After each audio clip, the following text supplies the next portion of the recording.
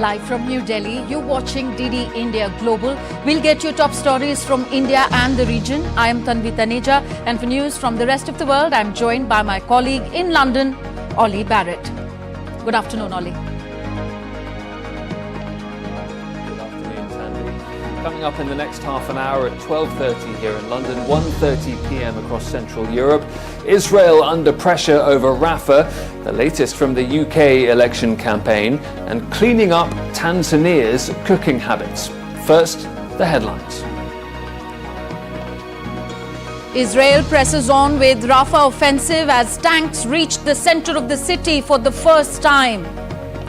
Spain, Ireland and Norway to officially recognize Palestinian state on Tuesday. UK Prime Minister Rishi Sunak promises tax cuts for millions of pensioners in his latest campaign pledge ahead of the July 4th election. Over 100 business leaders back opposition Labour Party before the vote.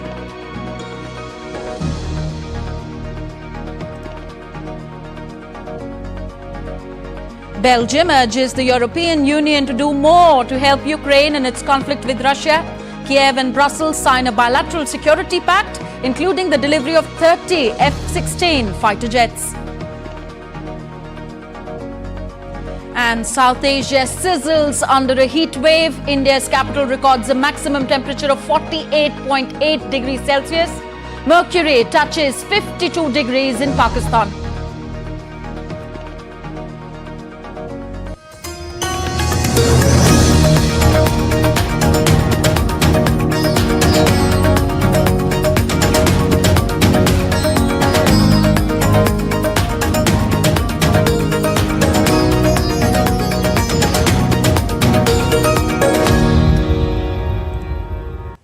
So up first, news from West Asia. Israeli tanks reached the center of Rafah city for the first time on Tuesday. The tanks were spotted near Al-Auda Mosque, a central Rafah landmark. The Israeli military said its forces continue to operate in the Rafah area.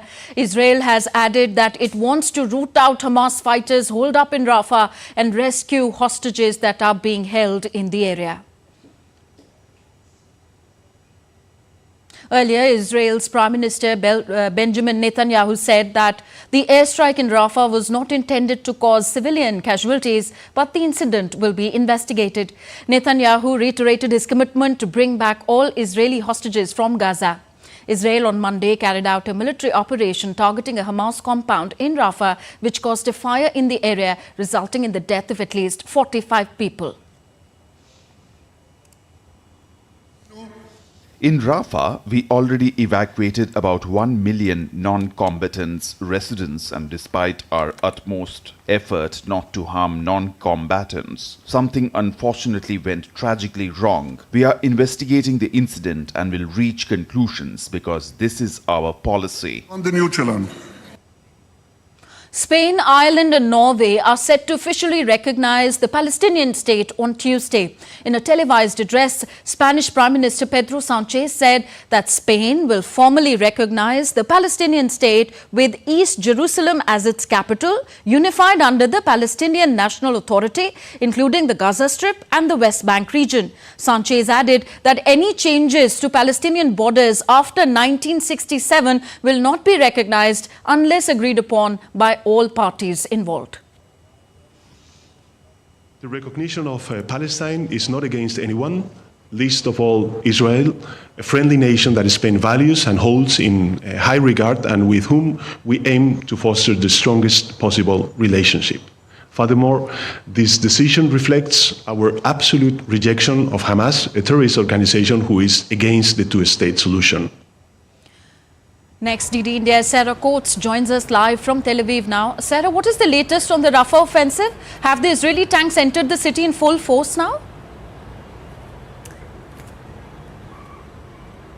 Hello there, Tanvi. That is correct. According to sources on the ground speaking to Reuters, they say that tanks and other armoured vehicles are now moving into the central part of Rafah, and this is despite this growing international condemnation in the wake of Sunday's strike that killed at least 45 people. Now, the IDF has also given an operational update of its activities on the ground. It says it is continuing its offensive, but is trying not to harm civilians, adding that troops have found Hamas tunnels and also weapons, with the military also deploying an additional brigade to Rafah.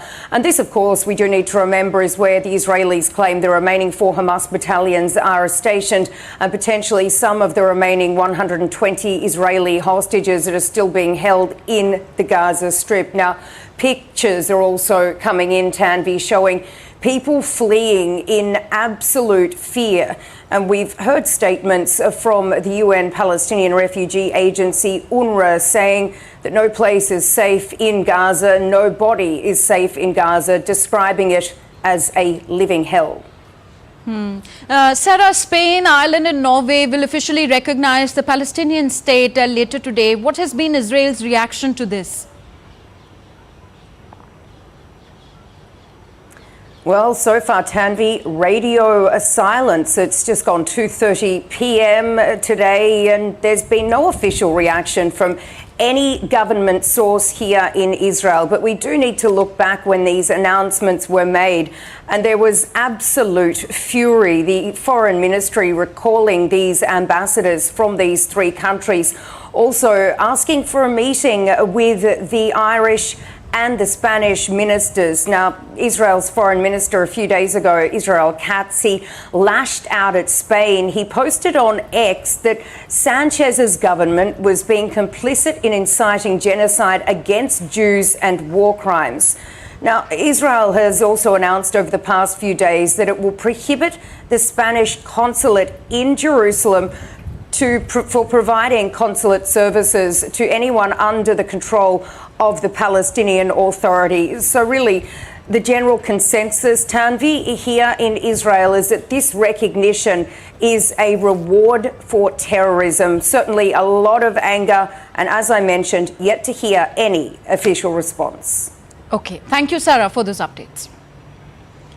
Now, UK's Foreign Minister David Cameron on Tuesday called the Israeli Defence Forces to carry out a swift probe into the airstrikes that hit Rafah this weekend. In a post on social media platform X, Cameron said, and I quote him, "Deeply distressing scenes following the airstrikes in Rafah this weekend. The IDF's investigation must be swift, comprehensive and transparent. We urgently need a deal to get hostages out and aid in, with a pause in fighting to allow work towards a long-term sustainable ceasefire," unquote.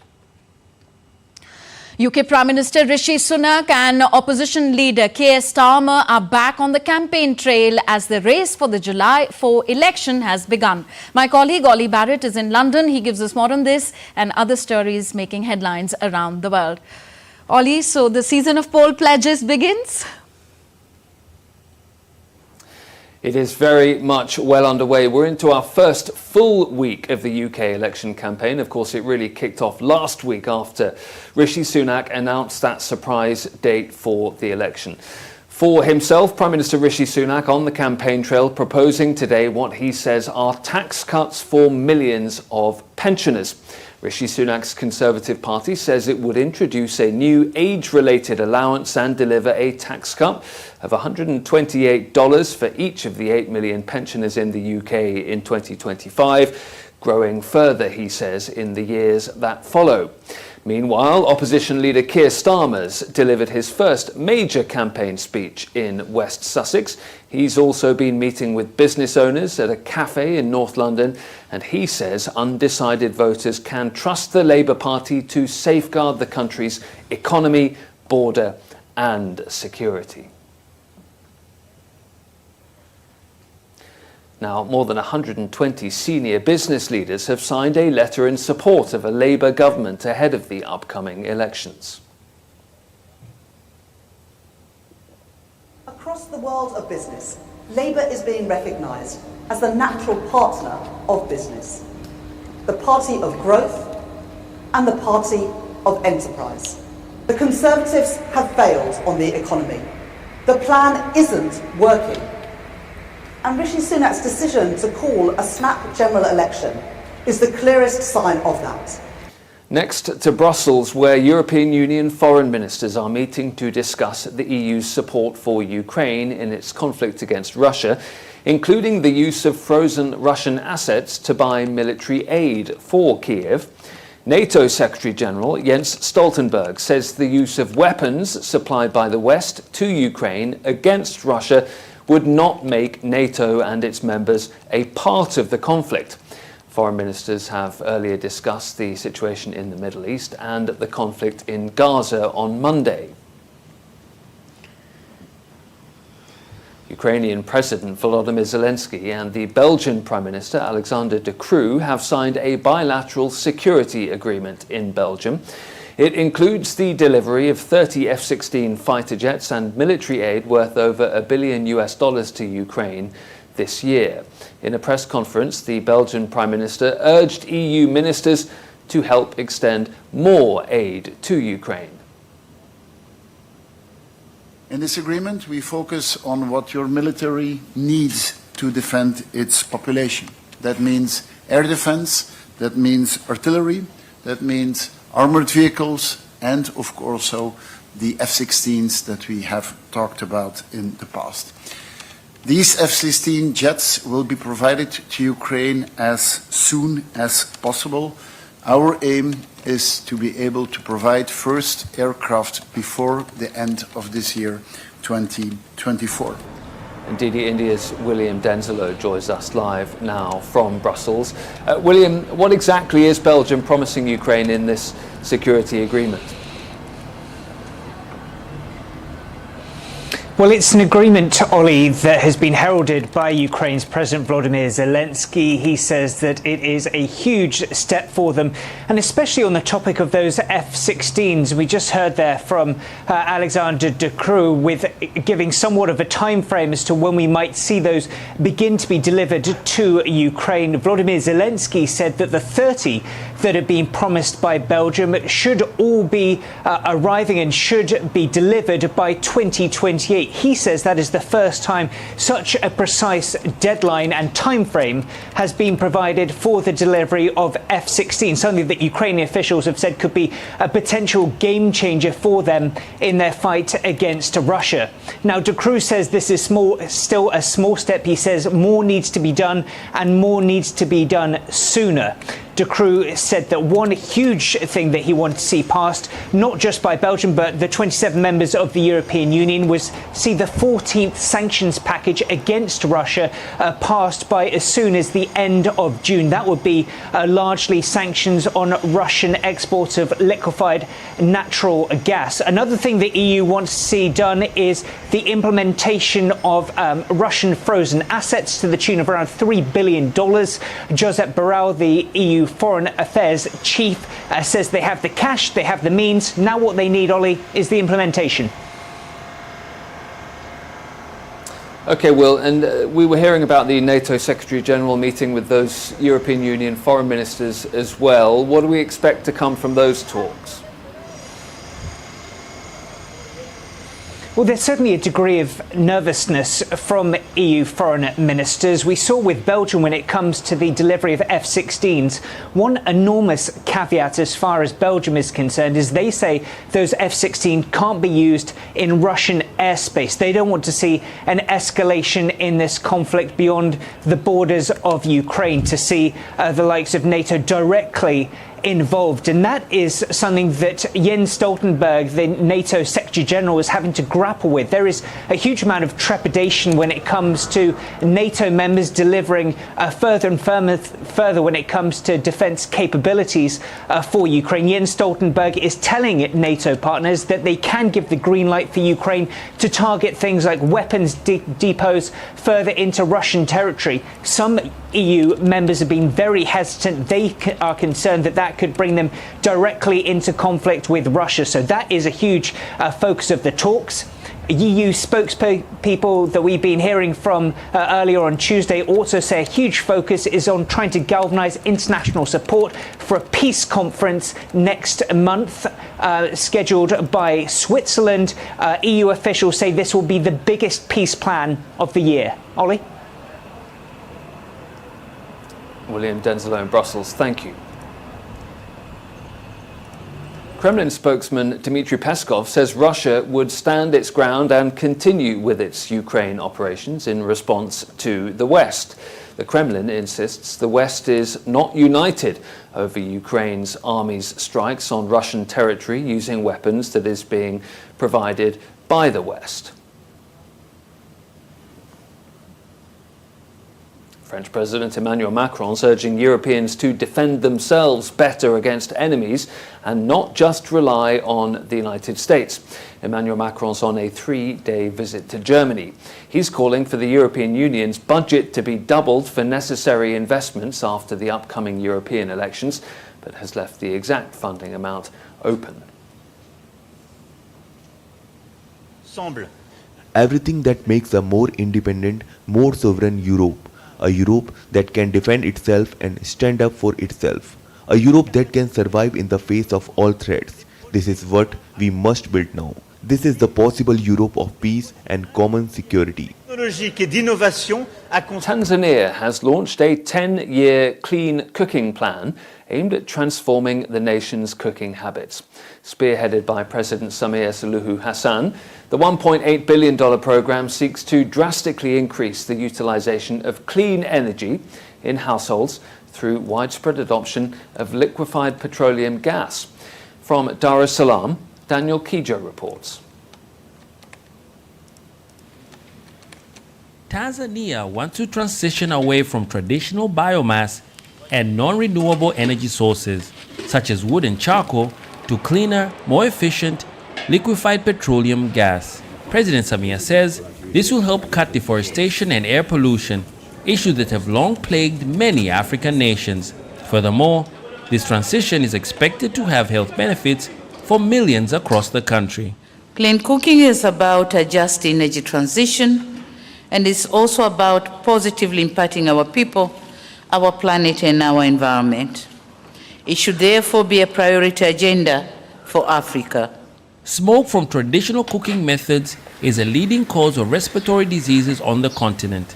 By substituting these with LPG, Tanzania anticipates a significant reduction in health issues associated with ingesting carbon monoxide and black soot. In Tanzania, statistics show that about 32,000 people die every year from using unsafe and unclean cooking methods. A clean cooking summit held in Paris recently, which was co-chaired by President Samia, raised $2.2 billion for clean cooking in Africa. While there is widespread agreement on stopping the use of firewood and charcoal, there is less agreement over which fuels should replace them. The clean cooking push in Tanzania started 2 years ago and picked up speed in 2023 after President Samia Suluhu Hassan launched the African Women's Clean Cooking Support Program at COP28. The initiative promotes clean cooking as a continental issue and not just Tanzania's agenda. Clean cooking sources include alternative charcoal, bioethanol, LPG, natural gas, biogas, electricity, and solar stoves. People here have mixed feelings about the availability of clean cooking options, especially in more isolated rural regions. In my view, it will be impossible because we see other things vividly not working. We still don't have basic reliable electricity, and the cost of living is increasing. Gas for rural people has to be affordable. It should not be expensive so that everyone can afford it. They also need to be given knowledge on the benefits and usage of gas. The Tanzanian government plans to upscale clean cooking energy adoption from 10% to 80% by 2034. Experts say, if successful, it could serve as inspiration for other African nations. Daniel Kijo in Dar es Salaam, reporting for DD India. Daniel Kijo there in Dar es Salaam for DD India. And with that, I'll hand back to you, Tanvi. Thank you, Ollie. Ollie Barrett joining us all from London. You're watching DD India Global, still to come on the show.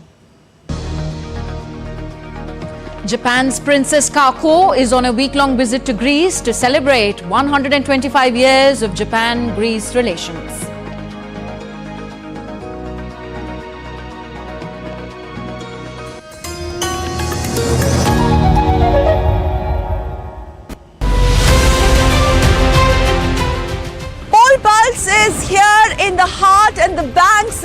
mighty river Ganga, tracking the pulse of the pole-bound Banaras.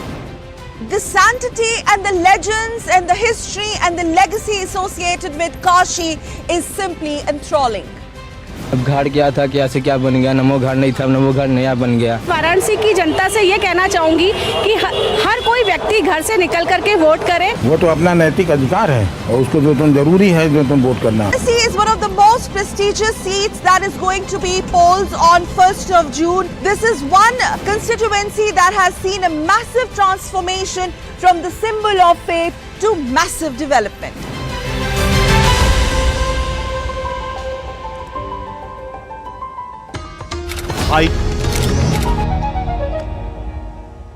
Welcome back. You're watching DD India Global. I'm Tanvi Taneja. Back to Asia now. Northern India is experiencing a severe heat wave. The India Meteorological Department has issued a red alert for the region but has assured people that they will get respite from heat after 2 to 3 days. Topic when it comes to climate in entire India, but specifically in northwest region of the country. What are heat waves and when will we get respite from heat waves? To talk more on this, I have with me Dr. Naresh Kumar, who is a scientist at IMD. Sir, a red alert has been issued. Tell us about the heat waves. Yeah, at present you can say around about 15 days continuously heat wave to severe heat wave conditions are prevailing over northwest India. So what we are expecting for that one, we have given the red alerts also. As far as the rainfall is concerned, when are we expecting the rainfall? Because we heard that onset of monsoon is on time, perhaps a day prior, which is 31st. You can see here there is a big cloud patch there over the Arabian Sea and over Kerala. And at present, specifically over southern part of Kerala's wind storms, there are around about 40 to 50 km per hour wind prevailings and which carry the moistures. And as a result, we have given extremely heavy rainfall warning when there is a possibility of rainfall more than 20 centimeter over Kerala today. That was IMD scientist Naresh Kumar, who said that for the coming 2 to 3 days, people will have to face severe heat wave, but after that, they will get little respite when it comes to the temperature. With camera person Vishnu Bandhu, this is Siddharth Bharadwaj reporting for DD India in New Delhi. Cyclone Remal has wreaked havoc in India's northeastern states, causing widespread destruction, casualties and injuries. Incessant rains and stormy winds led to the uprooting of several trees in the states. Several districts of Assam are on high alert due to a forecast of heavy to extremely heavy rainfall. All districts in Meghalaya have declared closure of schools. The cyclone triggered landslides and flood-like situation in many areas of the state. Rescue operations are underway as authorities work to clear the debris and assist the affected communities. In Pakistan, temperatures rose above 52 degrees Celsius. Officials said that the heat wave is expected to subside in Mohenjo-daro and surrounding areas. Scientists said that such extreme heat throughout Asia is a result of human-driven climate change.